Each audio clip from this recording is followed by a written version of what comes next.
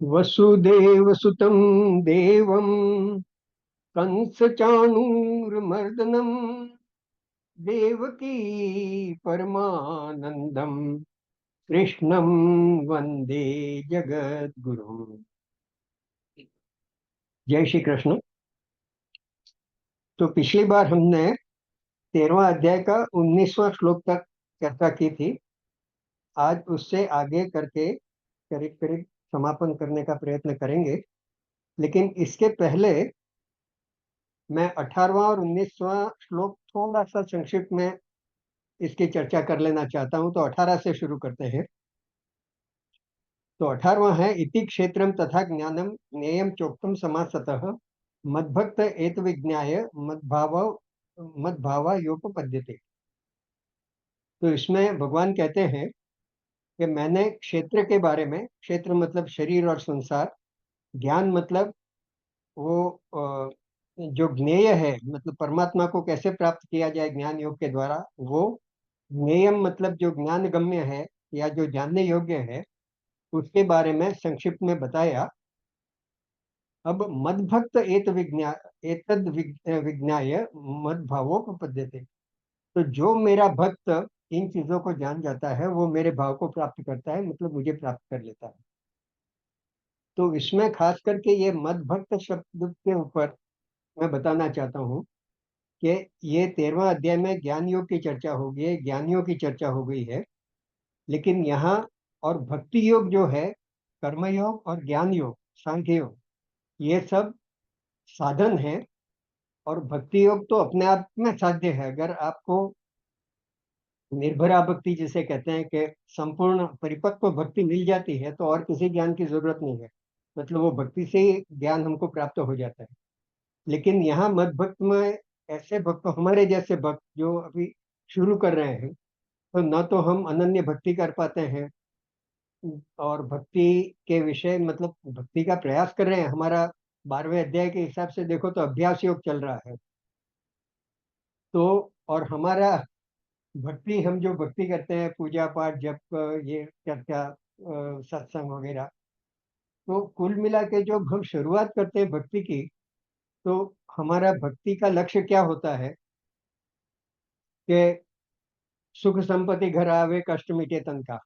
मतलब हम भक्ति कर रहे हैं तो हमको सुख संपत्ति भौतिक वैभव मिले और मन के और तन के कष्ट चले जाए। ये सामान्य हमारे जैसे लोगों का भक्ति का लक्ष्य है। मतलब कोई और परम लक्ष्य नहीं होता है परमात्मा को पाने का।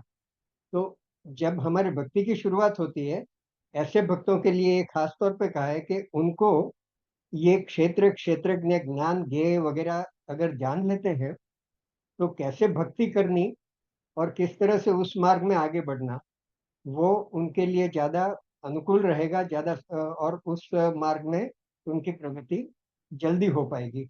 इसलिए यहाँ भक्त के लिए भी ये कहा है कि ये ज्ञान थोड़ा सा अगर है, क्षेत्र क्या है, क्षेत्रज्ञ क्या है, आत्मा क्या है, परमात्मा क्या है, तो भक्ति में आगे बढ़ने में सरलता रहेगी। ऐसा 18 श्लोक का मर्म है। और 19वें श्लोक में तो खैर यही कहा है कि प्रकृति और पुरुष दोनों अनादि हैं। और लेकिन जो भी विकार हैं और गुण हैं, गुण मतलब सत्व गुण, रजोगुण, तमोगुण, और विकार मतलब सुख दुख वगैरह जो हमारे देह में आते रहते हैं, वो सब प्रकृति से संभव है। अब यहाँ बार बार यहाँ दो चीजें कंफ्यूजन में आती है। एक तो पुरुष और क्षेत्रज्ञ, और कभी वो पुरुष सुख दुख के भोक्ता बन जाते हैं, कभी वो निर्विकार और अकर्ता अभोक्ता होते हैं।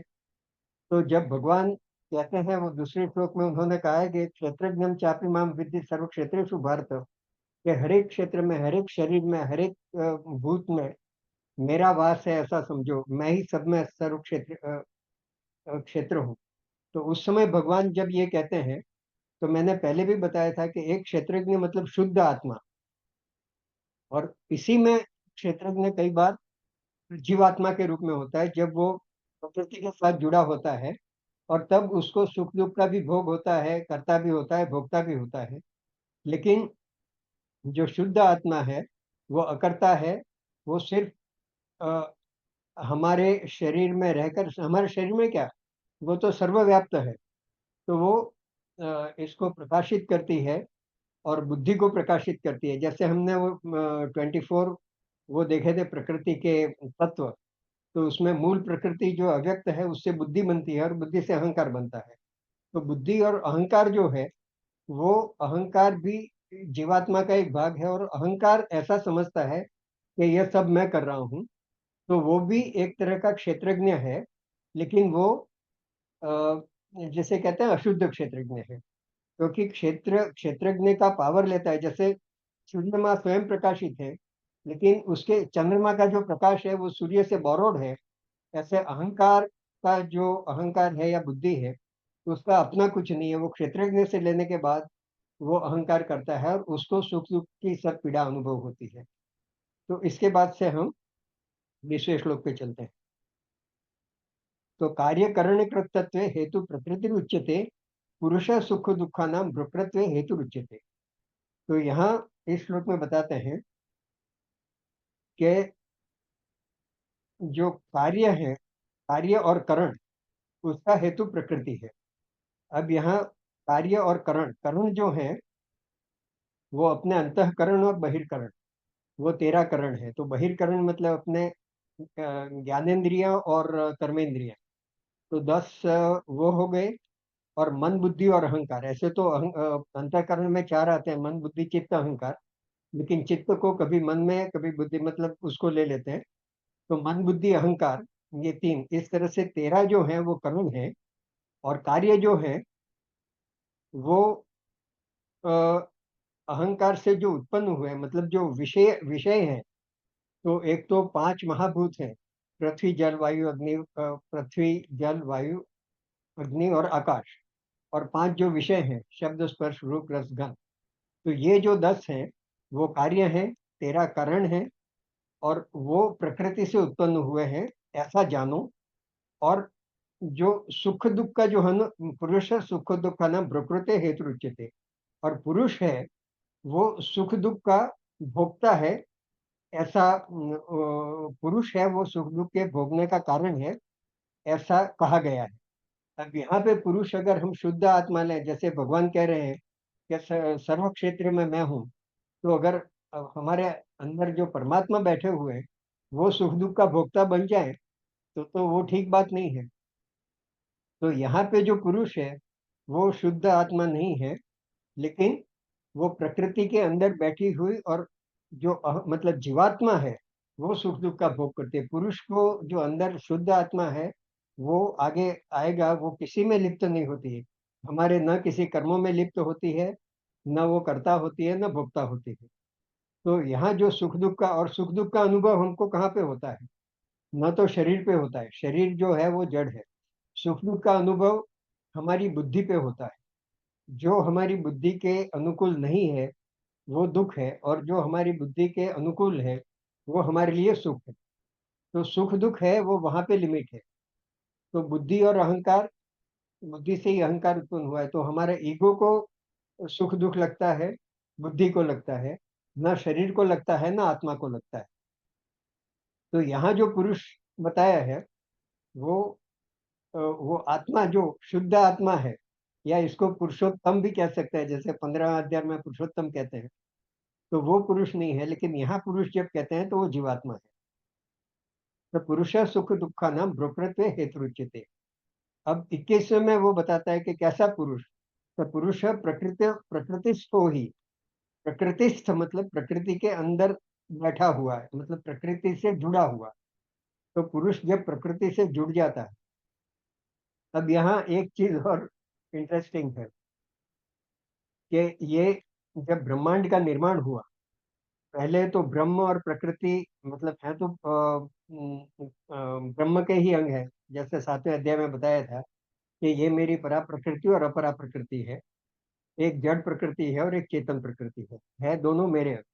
लेकिन जब तक उनका संयोग नहीं होता है, वो एक ही अंग, एक ही शक्ति, एक ही ब्रह्म की वो होने के बावजूद भी, जब तक एक संकल्प नहीं होता है और संयोग नहीं होता है, तब तक प्रकृति आगे कुछ काम नहीं करती है। प्रकृति अलग अपना कुछ काम नहीं कर सकती है, ब्रह्म अलग काम नहीं कर सकती है। तो ब्रह्म और प्रकृति, मूल प्रकृति जिसे अव्यक्त कहते हैं, उनका संयोग होने के बाद एक क्रम चालू हो जाता है। और वो क्रम चालू होने में साकार परमात्मा, जिसे हम विष्णु त्रिदेव, जो ब्रह्मा विष्णु महेश जिसे कहते हैं, तो ये भी प्रकृति के 3 गुणों से बने हैं। तो इनमें भी प्रकृति का भी अंग है और ब्रह्म का भी है, वो शुद्ध ब्रह्म नहीं है।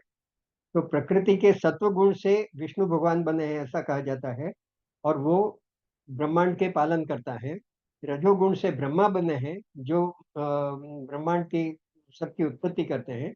और रजोगुण से महेश बने हैं, या ईश्वर बने हैं, या शंकर बने हैं, जो प्रलय का और वो काम करते हैं, जो भी। तो इस तरह से, और उसके बाद जितने भी साकार रूप होते हैं, चाहे राम जी हो, कृष्ण भगवान हो, जो भी हो, तो वो सब शुद्ध, जैसे ब्रह्म कहते हैं ऐसे नहीं है, क्योंकि शुद्ध ब्रह्म कुछ नहीं कर सकता है। वो अकर्ता, अभोक्ता, अलिप्त है, बिल्कुल अलिप्त है। लेकिन मनुष्य और देव और भगवान में फर्क ये है कि उन वो प्रकृति को अपने अधीन में रखकर काम करते हैं। प्रकृति उनकी दासी होती है, और प्रकृति के ऊपर उनका अधिकार होता है। वो मायाधीश कहलाते हैं, माया के ईश कहलाते हैं। और हम मायाधीन हैं, हम माया के अधीन हो जाते हैं, और हम प्रकृति के दास बन जाते हैं, प्रकृति के। और प्रकृति हमको कुछ भी कार्य करने के लिए हमको आगे धकेलती है। तो जहाँ कहीं भी, तो हमारे अंदर भी जो क्षेत्रज्ञ, जो मतलब अहंकार जो है, वो भी ब्रह्म और प्रकृति। अच्छा, हमारा भगवान ने अगर हमको जन्म दिया है, यहाँ मनुष्य के रूप में बनाया है, तो एक तो मनुष्य जीवन दिया है, तो हमारे अंदर ब्रह्म भी है और प्रकृति भी है, आत्मा भी है और ये भी है। और विषय भी बनाए हैं और इंद्रियां भी बनाई है। तो इंद्रियों से विषय को देखना भी है। मतलब ऐसा नहीं है कि विषयों को, मतलब ये जब हम बात करते हैं कि संसार से अनासक्ति कर लो, संसार से दूर हो जाओ, संसार से दूर होने का मतलब ये नहीं है कि संसार से एक तो भाग जाओ या वैराग्य ले आओ, या संसार से मतलब संसार को देखना ही मतलब अभी सभी इंद्रियां बंद कर दो, ऐसा नहीं है। लेकिन वो जैसे दूसरे अध्याय में बताया है कि राग द्वेष वियुक्तेषु विषयान इंद्रिय चरण, उसमें ये बताया है कि अच्छा, भगवान ने अच्छे स्वादिष्ट फल बनाए हैं, तो क्यों नहीं खाए। तो मतलब ये नहीं है कि वो विषय है और ये है, और अब हम ज्ञान योगी बन रहे हैं या भक्ति बन रहे हैं तो फल खाना छोड़ दें, या फूलों को देखना छोड़ दें, या अच्छा प्रकृति का, अच्छी नदियां हैं, पशु पक्षी हैं वगैरह, तो सबको देखना है, सबको करना है। लेकिन जल कमलवत रहना है, मतलब जल में जैसे कमल रहता है फिर भी पानी से लिप्त नहीं होता है, उस तरह से रहना है, और उसमें आसक्ति नहीं करनी है। तो यहाँ जो ये बताते हैं कि ये सुख दुख जो भोगते हैं, वो इसलिए भोगते हैं कि हम आसक्त हो जाते हैं कि ये चीज मेरे को चाहिए और नहीं मिली। तो अदरवाइज बाहर की चीज, निर्जीव चीज हमको क्यों दुखी कर सकती है? कोई चीज हमको दुखी कर ही नहीं सकती है। बाहर की सजीव चीज तो चलो कुछ भी, लेकिन निर्जीव चीज से हमारी इतनी आसक्ति होती है, हमारा घर, हमारा संपत्ति, हमारा ये, और खैर परिवार तो जो भी है, तो वो सब हमको इसलिए दुखी कर सकते हैं या सुखी कर सकते हैं, क्योंकि हमारी उनके प्रति आसक्ति। अभी जैसे इसराइल में, यूक्रेन में कितने लोग मर रहे हैं, कितने क्या हो रहा है, कितने परेशान हैं, कितने भूखे हैं, उससे हमको कोई दुख नहीं होता है। लेकिन अपना कोई, अपना खुद का है, स्वयं का परिजन है, स्वजन है, तो उसको थोड़ी सी चोट पहुंचती है तो हमको दुख हो जाता है।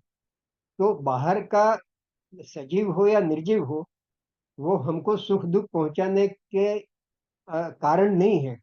हमको जो सुख दुख होता है उसके कारण हम स्वयं है, क्योंकि हमारी उस बाहर की वस्तुओं के प्रति आसक्ति है। एक चीज ये समझने की है। तो यहाँ जो है, ये बताया कि ये जो सुख दुख जो भोगते हैं वो पुरुष उसका कारण है। पुरुष सुख दुख नाम प्रकृति हेतु रुचिते। तो वो जो पुरुष है, वो शुद्ध आत्मा जो अंदर परमात्मा बैठा हुआ है वो नहीं है, लेकिन हमारा जीवात्मा है, जिसको बाहर के संसार से जो आकर्षण है और आसक्ति है, उसकी वजह से हम सुख दुख का अनुभव करते हैं। अभी 21वें श्लोक में, पुरुष प्रकृतिस्थो ही भुंगते प्रकृति ज्ञान गुणान कारणम गुण संगो से सदसद योनि जन्मसु। अब ये कहते हैं कि जो पुरुष प्रकृति के अंदर बैठा हुआ है, वो प्रकृति के गुणों को भोगता है। तो वो अगेन वो जीवात्मा है, वो ही प्रकृति के गुणों को भोगती है। उसको वो भोगती इसलिए है कि उसको कर्ता का भी अभिमान है कि ये जो है वो मैं कर रहा हूँ, मेरे द्वारा उत्पन्न हुआ है, इसलिए आसक्ति होती है। और जब कर्म करता है, कर्म बंधन होता है, कर्म का अहंकार होता है, तो उसको जो फल मिलते हैं, वो फल भी वो सुख या दुख के रूप में मिलते हैं। तो जो जीवात्मा है वो उसको भोगता है, एक तो ये है। और प्रकृति के जो गुण है, सत्व गुण, रजोगुण और तमोगुण, तो कारणम गुण संगस्य सदसद योनि जन्मसु। सदसद मतलब सद और असद योनि। सद और असद योनि में जन्म जो हमारा होता है, जो पुनर्जन्म जब होगा, तो उसका कारण क्या है? तो कारणम गुण संगोष्य। तो प्रकृति के जो तीन गुण हैं, उनके साथ जो जीवात्मा का संग होता है, तो किस समय मतलब खास करके मृत्यु के समय जिस जिस गुण का संग है, उस तरह से तुम्हारा पुनर्जन्म होगा। और मृत्यु कब होगी ये भी हमारे हाथ में नहीं है। और मृत्यु के समय हम चाहें कि अब सत्व गुण में आ जाए ताकि मेरा अच्छे योनि में जन्म हो, वो भी हमारे हाथ में नहीं है। तो हाथ में ये है कि हम जितना हो सके निरंतर अपने को सत्व गुण में स्थापित करें। तो सत्व गुण में स्थापित करने से हमारा अभी जो योनि है, उससे बेटर योनि में जन्म हो सकता है। तो अभी जैसे मानव योनि है, तो मानव योनि में भी बेटर योनि का मतलब ये है कि अभी जिस तरह के परिवार में जिस तरह से हम हैं, उससे ज्यादा पवित्र और ज्यादा संपन्न परिवार, और ऐसा परिवार मिले कि जहां हमको इसी क्षेत्र में, आध्यात्मिक क्षेत्र में आगे बढ़ने के लिए हमको अनुकूलताएं मिले, ज्यादा हमको अनुकूल वातावरण मिले। तो वो एक हमारी ऊर्ध्वगति थी। और बहुत ज्यादा सत्व में अगर हम रहते हैं, तो मानव से देव योनि भी जा सकते हैं। देव योनि मतलब स्वर्ग मिलना, लेकिन देव योनि मतलब मोक्ष मिलना नहीं है। स्वर्ग मिलने के बाद वापस मानव योनि भी आ सकते हैं। तो मोक्ष का मतलब यह है कि तीनों गुणों से परे हो जाओ, गुणातीत जिसे कहते हैं। तो भगवान दूसरे अध्याय में भी अर्जुन को कहते हैं कि त्रिगुण्या विषया वेदा निर्गुणस्व भवार्जुन। कि अर्जुन तू निर्गुण हो जा, मतलब तीनों गुण से अतीत हो जा। तो सत्व, रज और तम तीनों गुणों के बंधन से जब मुक्त होते हैं, तभी मोक्ष होता है। अदरवाइज ये सद असद योनि में जन्म होता है। और वो अ, हम कौन से हमारे में अंतिम समय में हमारे में कौन सा गुण ज्यादा है, उसके हिसाब से हमारी योनि सद योनि होती है, असद योनि। तो इसके बाद का जो 14वां अध्याय है, वो गुणत्रय विभाग योग करके है। उसमें तीनों गुण, सतोगुण, रजोगुण और तमोगुण की चर्चा की है। और उसका एक श्लोक बहुत अच्छा है कि ऊर्ध्वम गच्छन्ति सत्वस्था। अगर तुम सत्व में स्थिर हो तो ऊर्ध्व गति मिलेगी। मध्य तिष्ठन्ति राजसा। राजस गुण में सिद्ध वो है, तो मानव योनि मिलेगी, मध्य मतलब माने।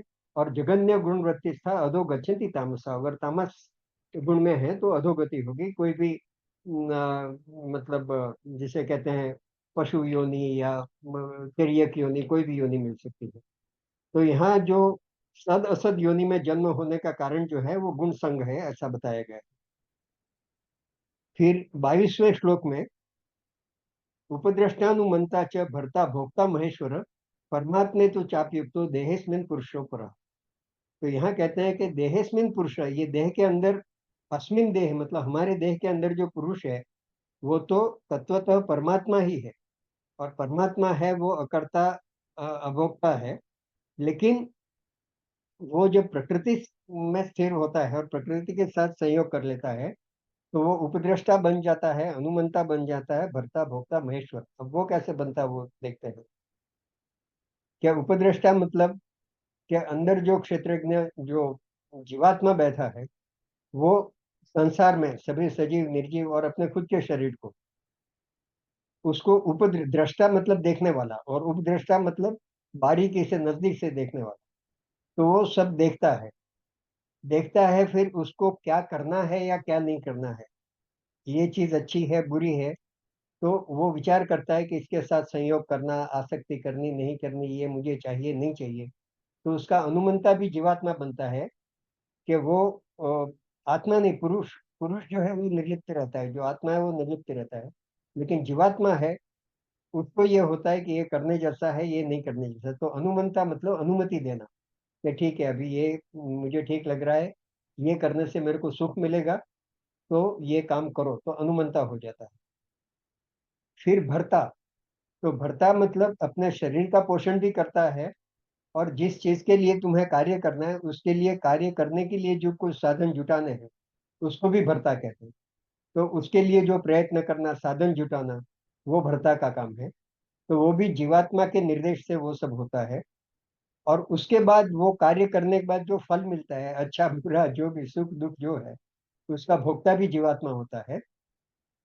और अपने आप को महेश्वर, कई बार जो मतलब अहंकार एकदम तमस योग में है, वो ऐसा समझता है कि ये सब मेरा किया हुआ है और मैंने किया है, और ये सब शरीर और इंद्रिय और ये मेरा परिवार और मेरी संपत्ति, तो उसका मैं ईश्वर हूँ, मैं मालिक हूँ।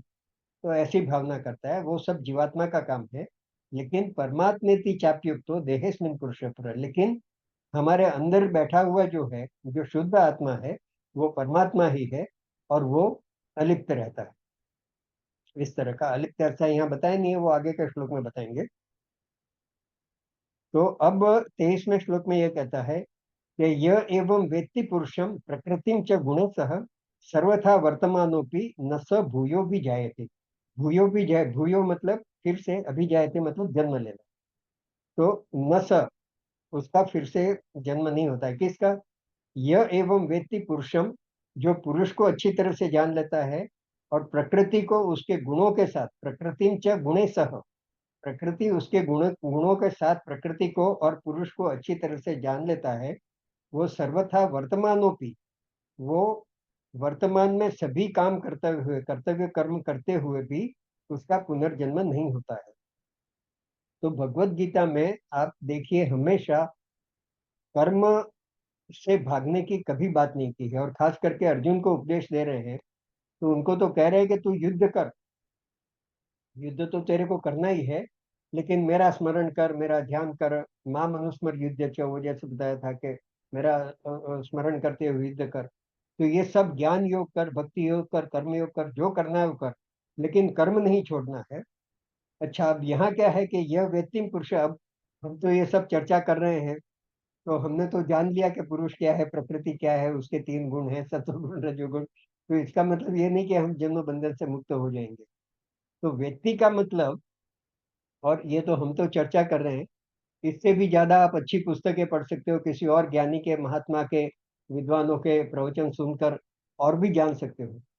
लेकिन पुरुष को, प्रकृति को गुणों सहित समझ लेना एक बात है, लेकिन वो समझकर उसके हिसाब से आचरण अगर हम करते हैं, और अच्छी तरह से आचरण करते हैं, तो ये कहते हैं कि न स भूयो भी जायते, उसका वो जन्म बंधन से मुक्त हो जाता है।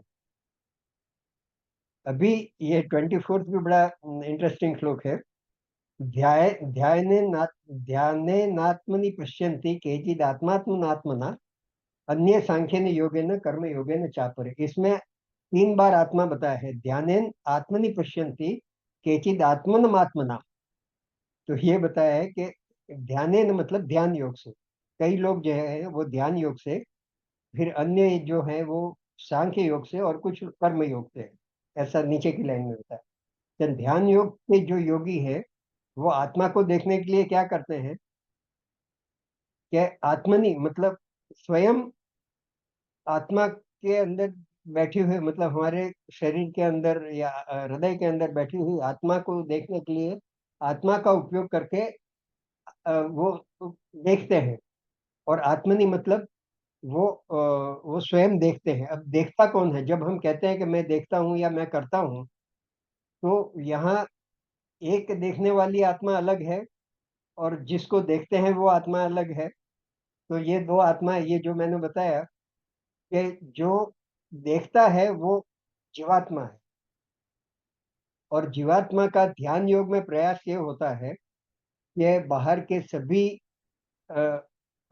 से इंद्रियों का निग्रह करके, इंद्रियों को अंदर खींच के, बाहर से ध्यान हटाकर अंदर की तरफ, हमारे अंदर जो क्षेत्रज्ञ है, हमारे अंदर की तरह जो परम परमात्मा बैठा हुआ शुद्ध आत्मा है, उसको देखना है। लेकिन उसको कौन देखेगा? तो आत्मा देखेगा। तो वो आत्मा कौन सी है? दो आत्मा हो गई अंदर। तो एक आत्मा जो है वो जीवात्मा है, और जिसको देखना है वो शुद्ध आत्मा है। तो यहाँ से हम थोड़ा सा ये समझ सकते हैं कि आत्मा आत्मा को देखती है और देखने का प्रयास करती है। तो ध्यान योग से और सांख्य योग से और कर्म योग से अलग अलग रास्ते से वो देखने का प्रयास करती है। तो जीवात्मा का प्रयास ये होता है कि बाहर के इंद्रियों मतलब विषयों से घृणा करना ऐसा नहीं है, बाहर के विषय है उससे आसक्त नहीं होना है, लेकिन हमको हमेशा अपने आत्मा की तरफ अंदर बैठे हुए शुद्ध परमात्मा का चिंतन करना है, उसको देखना है। और वो कौन करता है? वो आत्मा करती है। वो कौन सी आत्मा? ये शरीर आंख मन ये कुछ नहीं कर सकता है, वो हमारी जीवात्मा करती है। तो जीवात्मा भी एक आत्मा है, लेकिन वो प्रकृति से मिली हुई आत्मा है। और उसका ये है कि आत्मा को देखो, आत्मा से प्रेम करो और आत्मा से जितना हो सके जुड़ो। और वो जुड़ने के बाद मनुष्य बन के आए हो तो हमारे कर्तव्य करना ही है हमको। भगवान ने हमको कुछ कर्म करने के लिए भेजा है, नहीं तो क्यों हमको जन्म देते मनुष्य? मतलब या तो जन्म ही नहीं देते, या कहीं भी निर्जीव कहीं पत्थर पहाड़ बनकर बैठे रहते, या कुछ भी करते। तो यहाँ दिया है, इसका मतलब ये नहीं है कि संसार का त्याग करना है, वैराग्य करना है, सबको छोड़ देना है। लेकिन वो स्थित प्रज्ञ का जो जैसे दूसरे अध्याय में बताया था कि जब प्रवृत्त हो तो ऐसे प्रवृत्त हो कि सब कुछ करना है हमको, और 100% लगा दो अपनी एफिशिएंटली। और जब निवृत्त हो जाते हो काम से, तो वो सब अहंकार छोड़कर अपने आप को अंदर सभी इंद्रियों को समेट कर अंदर बैठो, और अपने आत्मा को अंदर बैठे हुए क्षेत्रज्ञ जो शुद्ध आत्मा है उसकी तरफ अपना उनसे अपना ध्यान जोड़ने की कोशिश करो। और वो ध्यान जोड़ने का कोशिश करने का मतलब क्या है? कि सत्वगुण को बढ़ाना। और सत्वगुण को बढ़ाने का मतलब क्या है? कि अंदर की आत्मा जो है वो एक प्रकाश है जो बुद्धि को और हमारे सभी इंद्रियों को प्रकाशित करती है। अब जैसे हम पंखा चलाते हैं तो उसमें 1 2 3 4 5 स्टेप होते हैं। एक पे स्लो चलता है, दूसरे पे थोड़ा फास्ट चलता है, 5 में फुल चलता है। 5 में फुल क्यों चलता है? कि उसके बीच के जितने अवरोध हैं वो हटा दिए तो पूरी इलेक्ट्रिसिटी मिल रही है, तो फुल चलता है। जैसे जैसे हम कम करते हैं तो बीच में रेजिस्टेंस डालते जाते हैं किसी भी तरह से, वो शक्ति को अवरोध करते हैं। तो हमारा जब सत्वगुण होता है उस समय वो पूरी एनर्जी हमारी बुद्धि को मिलती है। सत्वगुण में क्यों जाना चाहिए, आत्मा को क्यों देखनी चाहिए? तो सत्वगुण में जब होते हैं तब पूरी एनर्जी मिलती है, अच्छी तरह से बुद्धि प्रकाशित होती है, और हमारी हमको जिस काम के लिए भगवान ने भेजा है वो काम हम पूरी एफिशिएंसी के साथ कर सकते हैं। और रजोगुण और तमोगुण तो बिल्कुल जैसे कि एक ब्लैक वो स्मोक लगा दिया हो, तो मुश्किल से कुछ बुद्धि पहुंच सकती है। जो हम मतलब अपना खाना पीना उठना बैठना जो जिसे कहते हैं तमोगुणी आलसी लोग होते हैं, तो अपना काम हो गया तो खत्म बात। रजोगुणी होते हैं वो कुछ करेंगे। तो अगर अपनी आत्मा का जो प्रकाश है उसका पूरा उपयोग करना है तो सत्वगुण में जाना चाहिए। और सत्वगुण में जाने के लिए ये सब करना है कि निरंतर अपने अंदर बैठे हुए आत्मा के साथ कैसे जुड़ना उसका प्रयास, चाहे ध्यान योग से करो, चाहे सांख्य योग से करो, चाहे कर्म योग से करो, ऐसा यहाँ बताया। फिर तो 24 में ये बताया है कि कुछ लोग ध्यान से, कुछ लोग सांख्य योग से, कुछ कर्म योग से करते हैं। 25वें श्लोक में बताया है कि अन्य तेव जानंत श्रुत्वान्येभ्य उपासते तेपि चाति तरन्त्येव मृत्यु श्रुति परायणाः। तो ये कहते हैं कि कुछ लोग ऐसे होते हैं कि जिनको ये ध्यान योग सांख्य योग कर्म योग किसी के बारे में कुछ भी मालूम नहीं है। तो ऐसे लोग जो हैं, अन्य लोग जो त्वेवम अजानंत है, उनको इसके बारे में कुछ मालूम नहीं है, तो श्रुत्वान्येभ्य उपासते, तो जो गुरु है, जो जो ज्ञानी लोग हैं जिनके पास बैठते हैं सत्संग करते हैं, उनसे जो कुछ भी सुनते हैं और उनसे जो भी ज्ञान प्राप्त करते हैं और उसके हिसाब से उपासना करते हैं, तो वो लोगों को भी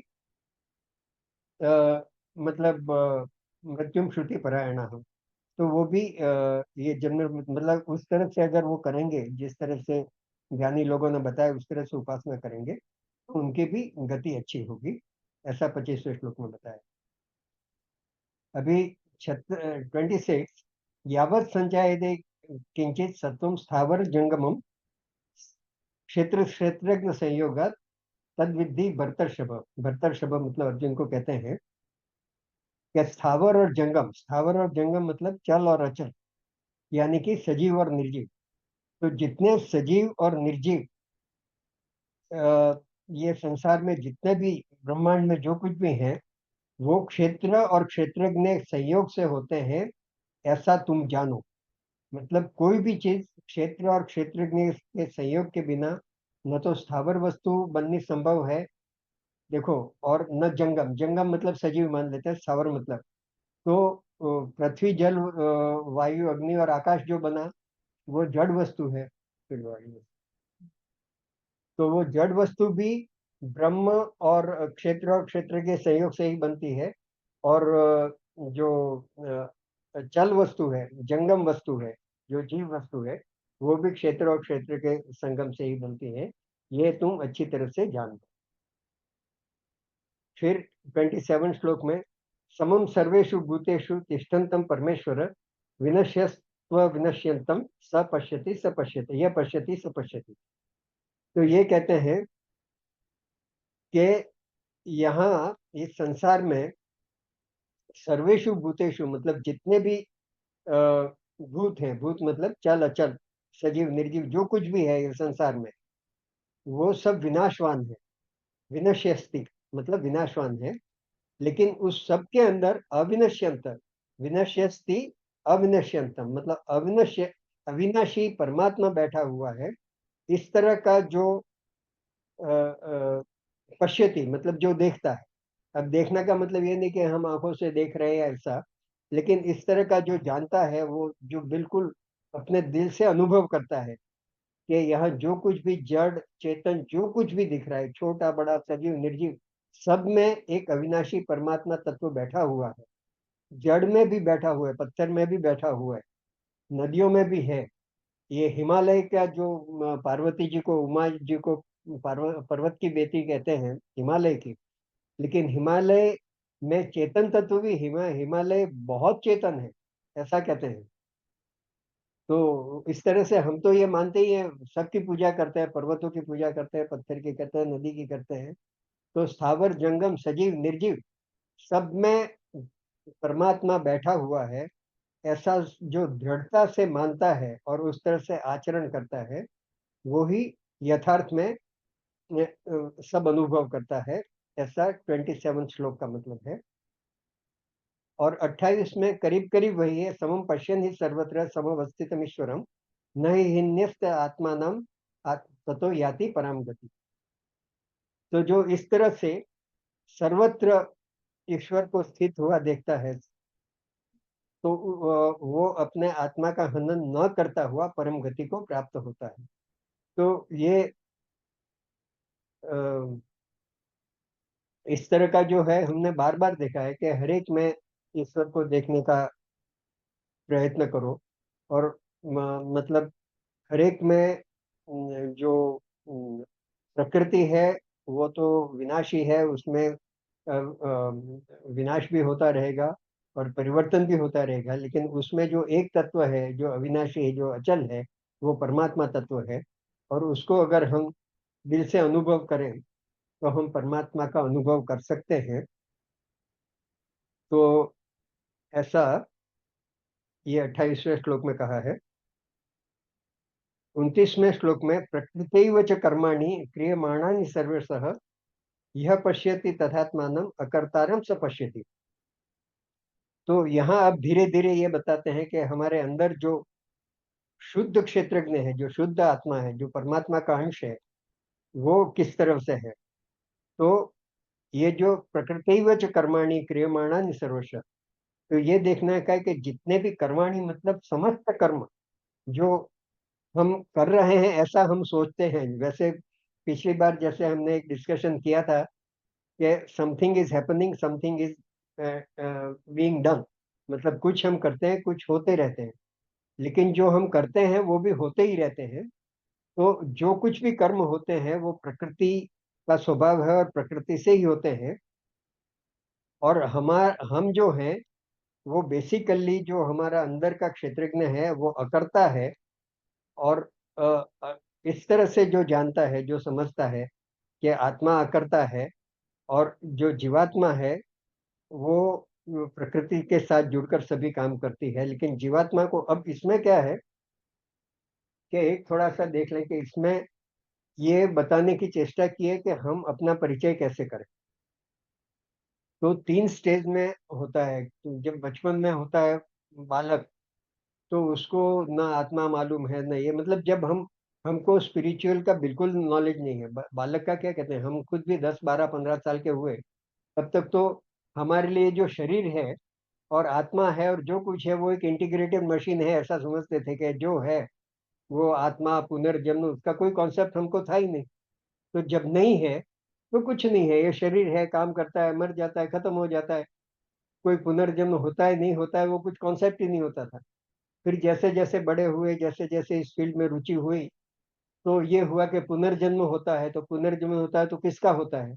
तो कोई ऐसा तत्व है कि जो शरीर के अंदर है, जो मरता नहीं है, और वो अपने कर्मों के हिसाब से पुनर्जन्म लेता है।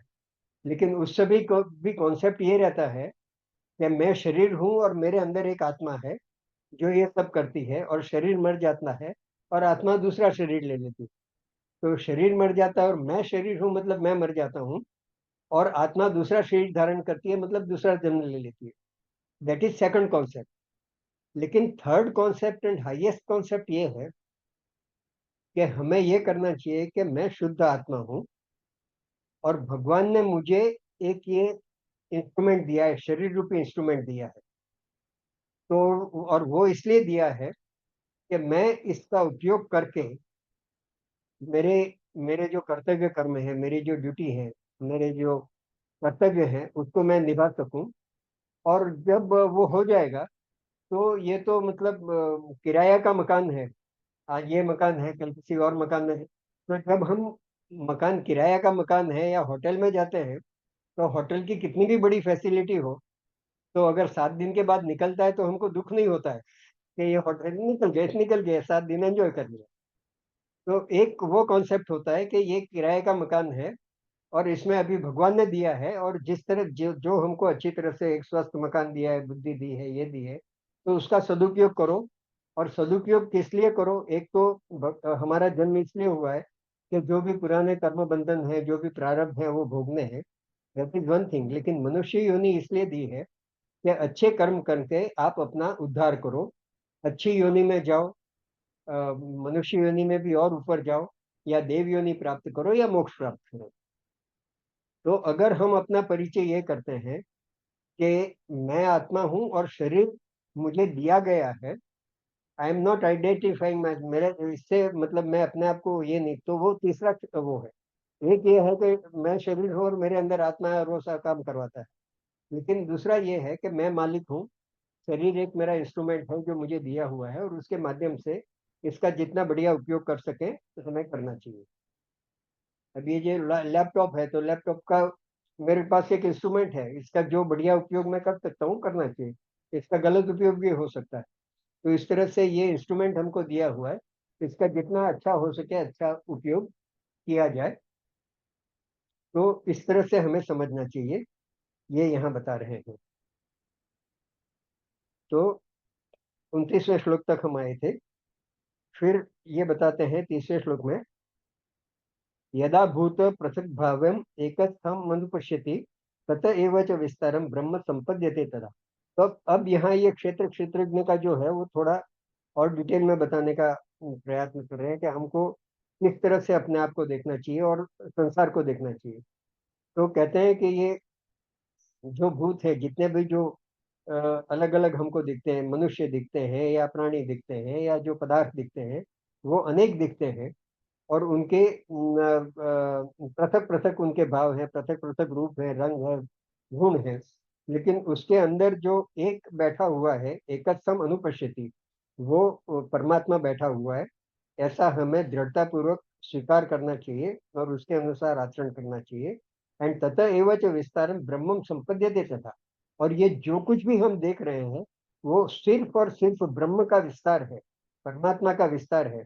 ऐसी जब हमको अनुभूति होने लगेगी तो हमारी अध्यात्म यात्रा में थोड़ी प्रगति हुई, ऐसा मान सकते हैं। तो उसके उसकी प्रगति के लिए इस तरह की भावना को उत्पन्न करने का प्रयास करना चाहिए।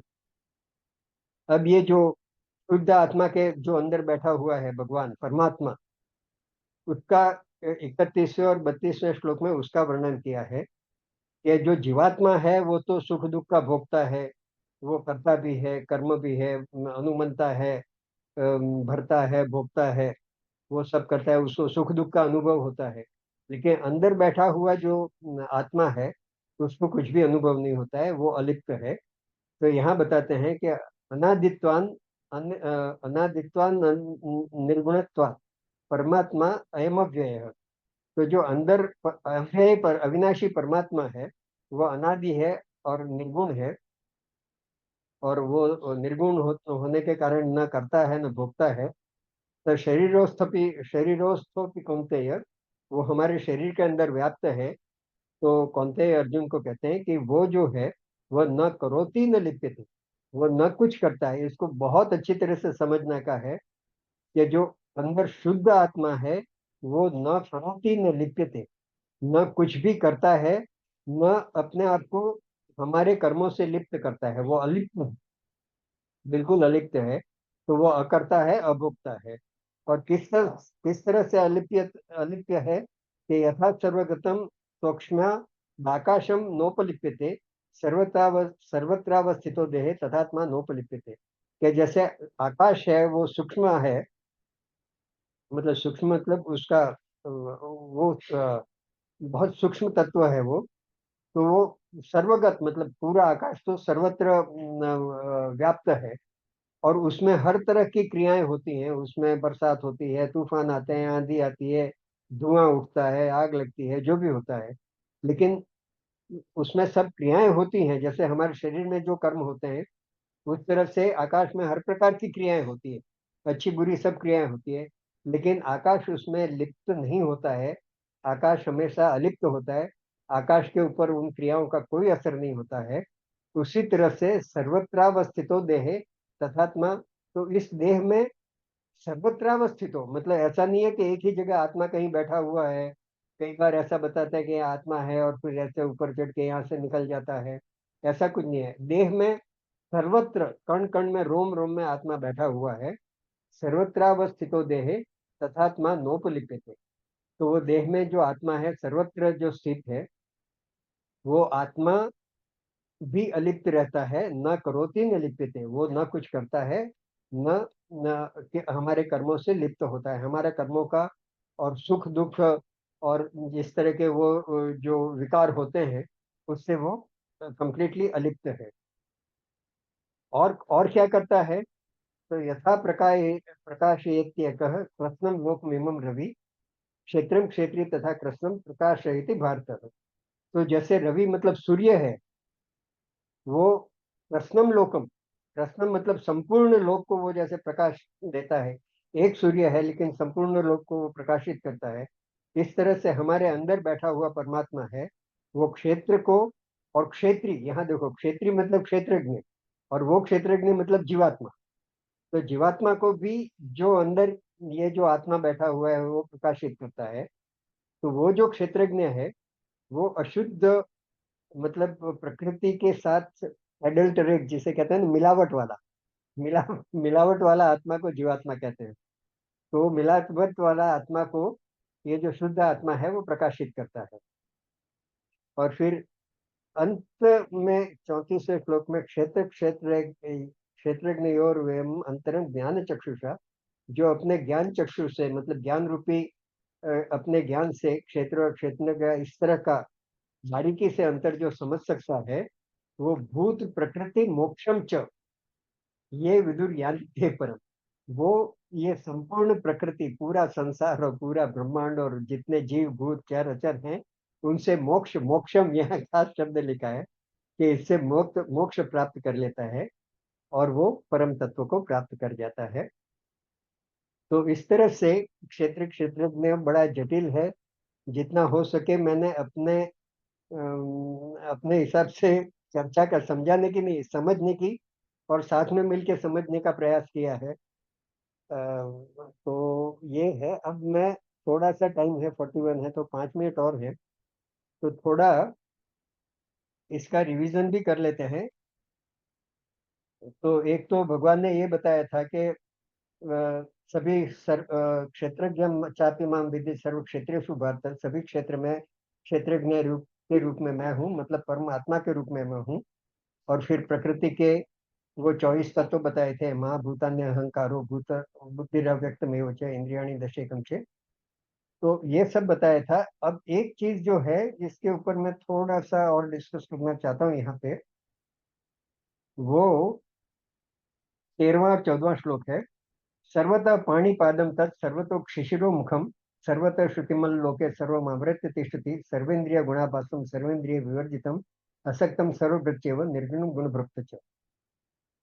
तो यहाँ वो जो 11वें अध्याय में विश्वरूप दर्शन जो है कि उनके सर्वतः मतलब हर जगह उनके हाथ हैं, उनके पांव हैं, उनकी आंखें हैं, उनके सिर हैं, उनके मुख हैं, हर जगह वो मतलब सर्वत्र व्याप्त हैं। हम अगर कहीं अकेले बैठे हुए हैं तो ऐसा नहीं समझना कि हम अकेले बैठे हैं। हर जगह उनकी आंखें भी हैं, उनके कान भी है, वो हमको देख भी रहे हैं, सुन भी रहे हैं, और हम कुछ अगर उनको देते हैं तो ग्रहण भी कर रहे हैं, सब कर रहे हैं। तो इसके ऊपर मेरे को थोड़ा सा मैंने अपने ढंग से सोचा था कि जैसे हम ये गीता का पाठ भी करते हैं, तो उसके बाद हम एक कई बार बोलते हैं कि कृष्णार्पणमस्तु, कि हम आपको अर्पण करते हैं। तो कृष्णार्पण मतलब क्या है? तो ये जैसे विश्व रूप दर्शन में क्या हर जगह वो है, तो हम उनको अर्पण करते हैं। अब ये हमारी भावना है कि हम अर्पण करते हैं, लेकिन फैक्ट ये है कि आप भावना से अर्पण करो या भावना न रखो, हमारा हर कर्म, हमारा हर शब्द, हमारी हर भावना, हमारा हर श्वास, वो निरंतर विश्व को अर्पण होता है। और विश्व में, इस विश्व को हम विश्व रूप विष्णु मानते हैं, परम पुरुषोत्तम मानते हैं, तो हम उनको कृष्णार्पण मस्तु कहते हैं। वो तो हम उनको हमारे भाव से कहते हैं, और उसका फल ये है कि उसका जो फल मिलेगा हम उसको प्रसाद के रूप में ग्रहण करते हैं। लेकिन ये इट इज ए फैक्ट कि हमारी हर चीज, जाने अनजाने हम जो करते हैं, वो ये हम विश्व को समर्पित करते हैं। और वहां से जो फल मिलता है वो हम खुद जनरेट नहीं करते हैं। हम खेती भी कुछ भी करते हैं, तो जो फल मिलता है वो विश्व हमको देता है। हमको मान देता है तो भी विश्व देता है, हमको संपत्ति देता है, जो भी मिलता है वो संसार से मिलता है। और हमारे कर्म संसार को अर्पण होते हैं। तो इसका एक दूसरा उदाहरण, एक इसको छोटे स्केल में अगर देखें, तो हम किसी कंपनी में काम करते हैं या किसी ऐसो ऑर्गेनाइजेशन में काम करते हैं, इसरो है, पीआरएल है, बीएसएनएल है, कहीं पे भी, तो वहां पे हम काम करते हैं तो क्या होता है कि हम जो कर्म करते हैं वो किसको अर्पण करते हैं? ऑर्गेनाइजेशन को अर्पण करते हैं। वहां हम जो भी काम करते हैं, वो हम चाहें या ना चाहें, वो we are doing it for organisation, तो ऑर्गेनाइजेशन को अर्पण करते हैं। ऑर्गेनाइजेशन अर्पणस्तु, ऐसा हो ही जाता है, आप बोलो या ना बोलो। और उसके बदले में क्या होता है कि हमने जिस तरह से काम किया है, बहुत एफिशिएंटली काम किया, अच्छा किया है, तो प्रमोशन मिलेगा। कुछ कम किया है तो कुछ इंक्रीमेंट मिल जाएंगे, नहीं किया तो नहीं मिलेंगे, कई बार नहीं मिलेगा। तो फल कौन देता है? तो ऑर्गेनाइजेशन देता है। अब ऑर्गेनाइजेशन मतलब ऑर्गेनाइजेशन का जो चीफ है, वो उस समय वो बन जाता है। तो इस तरह से वो एक सिंपल उदाहरण है। लेकिन हम जो कर्म करते हैं वो विश्व को देते हैं। और विश्व जो है वो ईश्वर स्वरूप है। उनके हर जगह उनके हाथ हैं, उनके हर जगह उनके पाँव हैं, हर जगह उनकी आंखें हैं। और उसके बाद में हमको जो कुछ भी फल मिलता है, सफलता मिलती है, असफलता मिलती है, सुख मिलता है, दुख मिलता है, वो विश्व से ही हमको मिलता है। तो जब हम कृष्णार्पण वस्तु की भावना से करते हैं, तो ईश्वर को कहते हैं कि ये जो मैंने अपने हिसाब से जितना अच्छा हो सके करने का प्रयत्न किया है, हम आपको समर्पित करते हैं। और इसका हमको जो भी प्रसाद मिलेगा उसको हम सुखी से मतलब आनंद से स्वीकार कर लेंगे। तो उस समय फिर हमको फ्रस्ट्रेशन नहीं होता है कि हमको ऐसा क्यों मिला और ऐसा क्यों नहीं। ऐसा कहकर अब यहाँ ये पूरा करते हैं 13वां अध्याय। तो ओम तत्सदिति श्रीमद्भगवद्गीतासु उपनिषत्सु ब्रह्म विद्यायां योग शास्त्रे श्री कृष्णार्जुन संवादे क्षेत्र क्षेत्रज्ञ विभाग योगो नाम त्रयोदशाध्याय समाप्त। श्री परमात्मा नमः। जय श्री कृष्ण।